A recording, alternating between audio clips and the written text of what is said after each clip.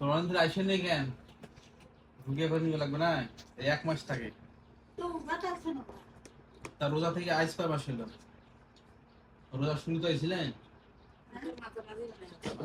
তাহলে 1.5 মাস হয়ে গেল, 1.5-2 মাস, 1 মাস থাকতে তোরা বোঝেন না কেন? আমি একটা কথা বলে মানে বোঝা যায় না যে জিনিসটা ক্লিয়ারলি বোঝা যাচ্ছে, প্রতি মাসে মাসে রুকিয়ে করে নেওয়া লাগবে।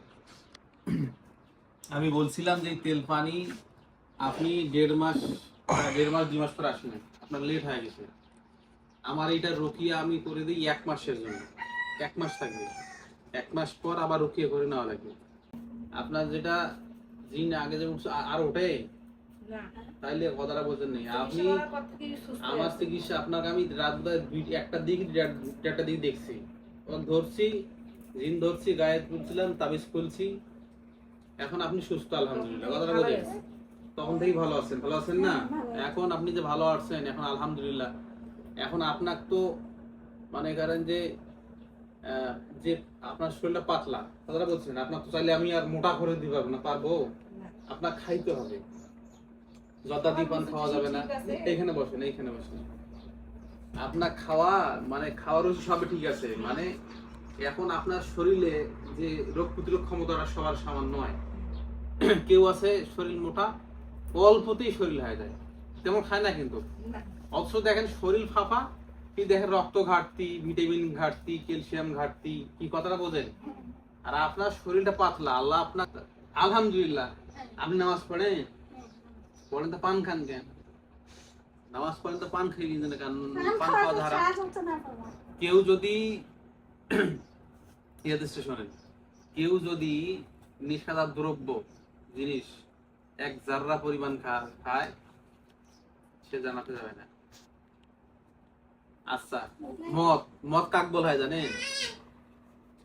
খালি মদ মানে তরমুজ তা নয়।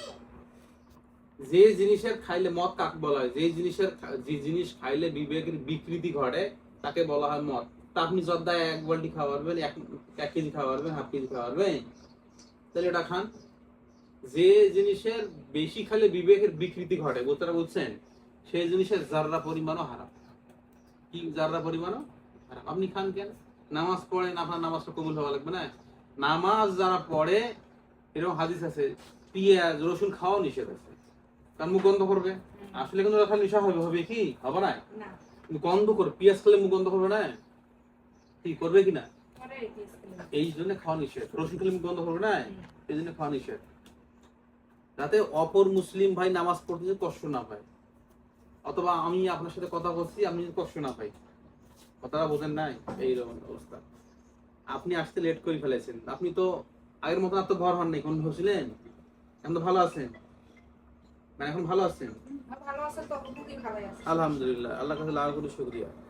থাকলে যে শরীর যে পড়ে যাবে তা তো নয়, শরীর ঠিক থাকলে হইলো, পাতলা মান নাই, কথাটা বোঝেন?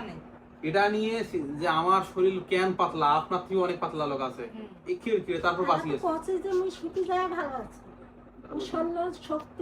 এতটুকুই এনাফ।